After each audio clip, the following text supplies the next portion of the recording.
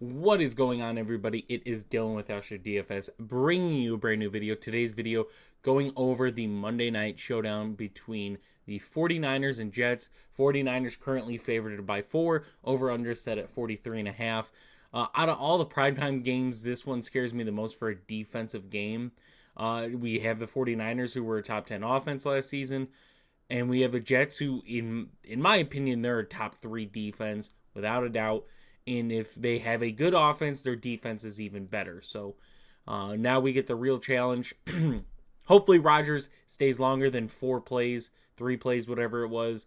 But yeah, going over yesterday, just really quick recapping. I know I made all the videos going over player pools and stuff like this. This is the lineup I played in the $25 double up yesterday. This is, what I recommend everybody doing. Regardless of how many lineups you put in, that's fine.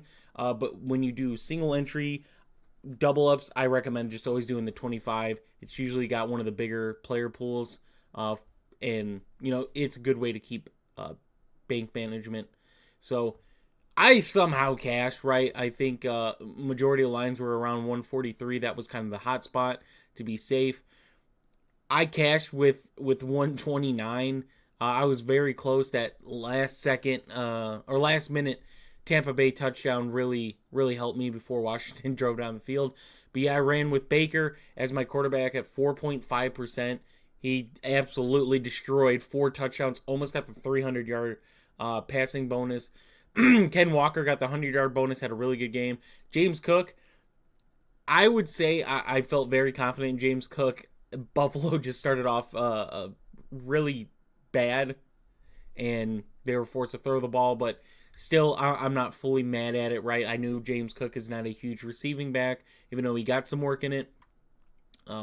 Mike Evans, yeah, really solid day for me there. Terry McLaurin did not get included. I used him as a run back. I was so confident in Terry McLaurin having a very good game, very good run back. And Washington just chose to throw the ball to Austin Eckler and Brian Robinson all game instead of any wide receiver or tight end, right? So that one hurt. Tyreek Hill, that big touchdown was huge for me. The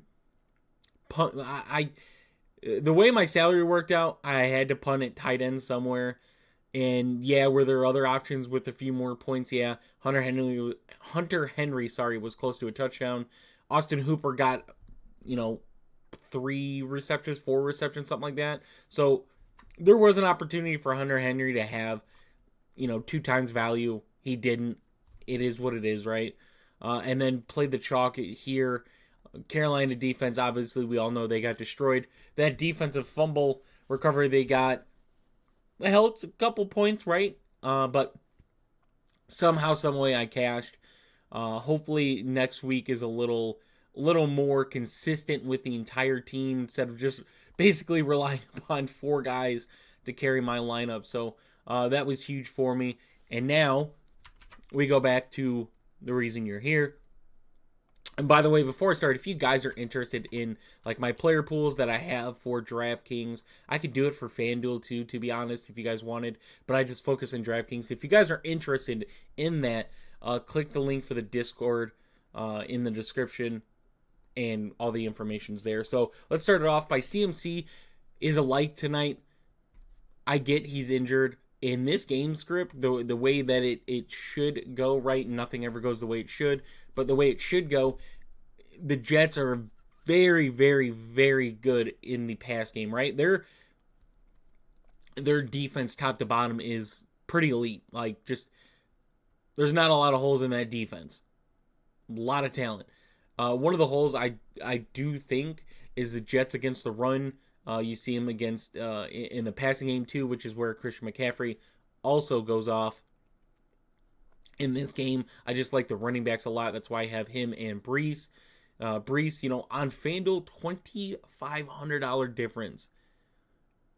It's crazy because then you go to the quarterbacks are 14.5 but 15,000. It's pretty good for Brees Hall, right? I know it's very expensive for a running back, but Brees Hall gets a lot of the running back work. Obviously, they bring in someone like Braylon Allen to make sure that Breece Hall is okay getting off the field if he has a big run or, 3 carries in a row, whatever it is.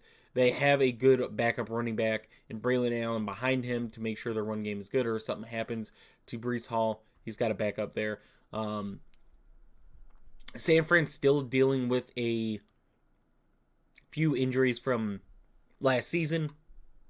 Greenlaw, their other safety, both hurt, kind of replace some guys defensively. I would say that the San Fran defense and offense is starting to see, bits and pieces of these contracts starting to add up. But yeah, San Fran, 90 receptions to running backs last year. That was top 10 most. So, yeah, Breece Hall, Christian McCaffrey in this game script. I like both those guys. Garrett Wilson is probably the only running back or wide receiver, that I truly like tonight. You go and look at San Fran's corners, right? Ward and Lenore, 2 top 20 corners in yards allowed, right? A lot of yards allowed to those guys. Usually you see a mix between safeties, linebackers getting included in that, but they have 2. And that's the 2 Garrett Wilson would see the most tonight. And he had 34% of the red zone targets. Obviously, the offense is different. You bring in Mike Williams. I think with Aaron Rodgers being there, Allen Lazard, probably better than what he was. They draft Corley, right? He's a piece. Xavier Gibson is another name worth mentioning.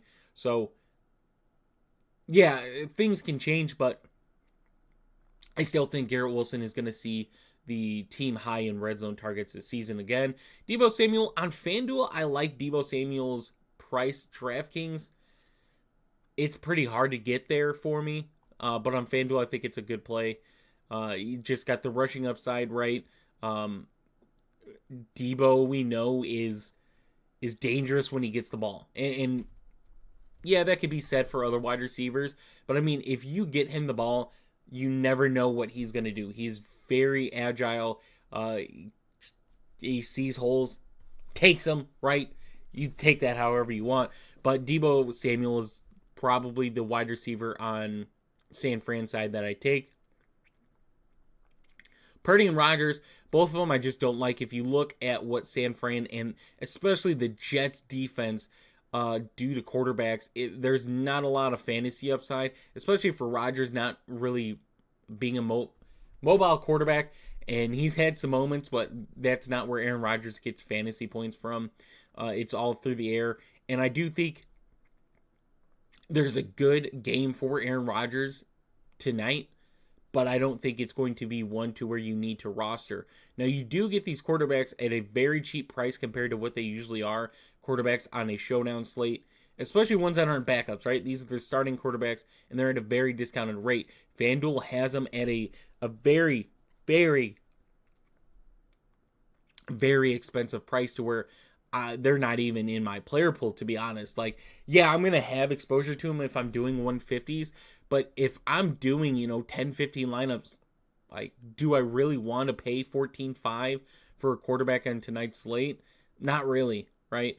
Brandon Ayuk, we'll see Sauce and Reed majority of the game, which is scary, concerning. Yes, zones, mans, like, it's not saying that he's going to see them. They're going to cover him specifically every play. There's opportunities for him, right? San Fran's going to find ways to get Brandon Ayuk the ball. It might not be the greatest. Not much may come out of it, but overall, those are the 2 corners he's going to line up the majority of the game against. So for him, I'm staying away. George Kittle, though, is interesting.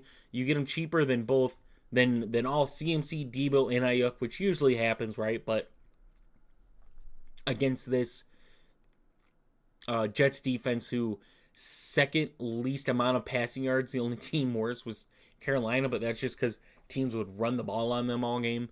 I guess you could say the same for the Jets, but I still feel like their run defense was amazing too. George Kittle, the 5th best PFF tight end advantage. Jets tied for second for most touchdowns allowed to tight ends last year in 8. Mike Williams in this one, like, I don't have a problem with Mike Williams. I just think his price, especially on DraftKings, is kind of high. FanDuel is not bad. Like, you get him cheaper than the 49ers, tied with the Jets, and just a little more expensive than the Kickers. I just, it's tough for me to evaluate Mike Williams in this offense. The 49ers defense at 5,200 on DraftKings, which is higher, right, for defense.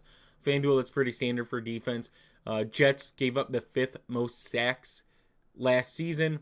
Rodgers' first action in a year, right? So everything can look fine and dandy in off-season and stuff like that. But when a real game comes, things change, right? So 49ers were also 8th in sacks last year. I mentioned there's different defensive pieces.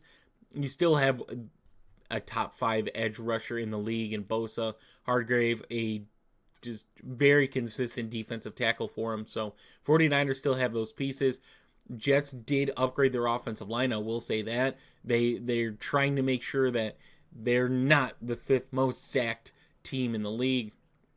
But, only time will tell if that happens. Jake Moody and Greg Zuerlein tonight, both in my player pool, especially more than most people are going to play him at. Jets last season, 7th best red zone defense. San Fran, 3rd most times in the red zone. So the opportunities for Jake Moody to kick field goals tonight will be there. Jets very good in the red zone. San Fran good at getting to the red zone. So it's just the efficiency of San Fran's offense, or how good the Jets defense is. You see Jake Moody have these opportunities and cashes in on them.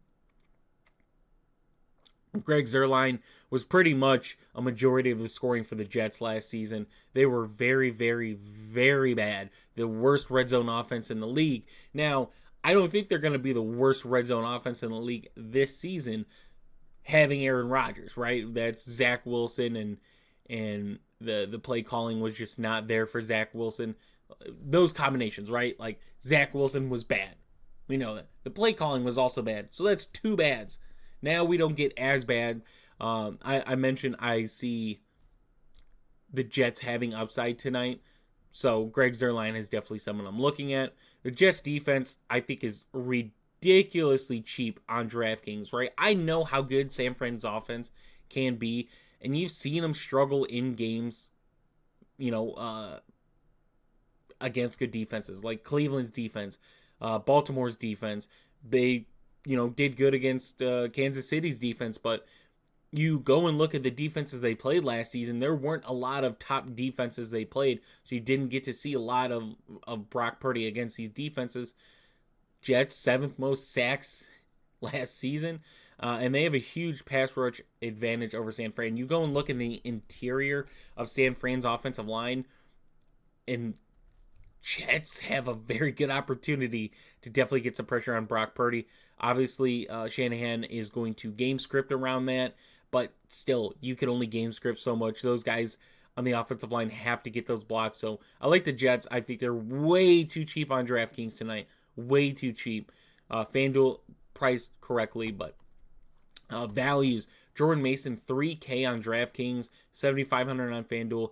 Definitely a name you should consider tonight with CMC's being questionable, right? If CMC is out, which I doubt he's out, he's going to see a little less snaps than usual, right? They're not going to kill him week 1. It's a long season. Elijah Mitchell already out for the season. They don't want to risk another running back being out for the season.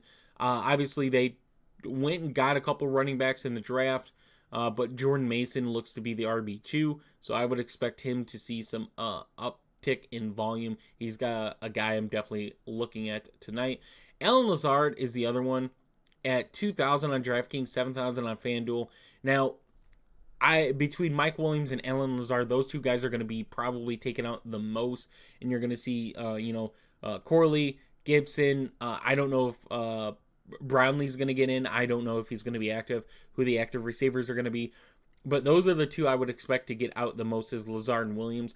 But you've seen Lazard's history with Rodgers, and in my opinion, watching or looking at Rodgers' stats throughout the years, whenever he starts to, get a new wide receiver, you start to see that safety net having to be built, right? So like you get Devontae Adams, always just a safety net. Jordy Nelson, always a safety net. Loses Devontae Adams. Allen Lazard was a big safety net for him. Now, Dobbs and Watson that season had more upside, but Lazard was just a reliable receiver for him. That's why they brought in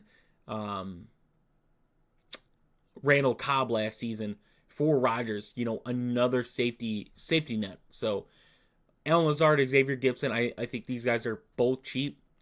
Gibson and Brownlee. If Brownlee's healthy, I would imagine even maybe Malachi Corley. Like, these guys have the return upside too. I just don't know what that looks like as of right now, but Gibson is probably a name that I look at. So that's pretty much it for the player pool.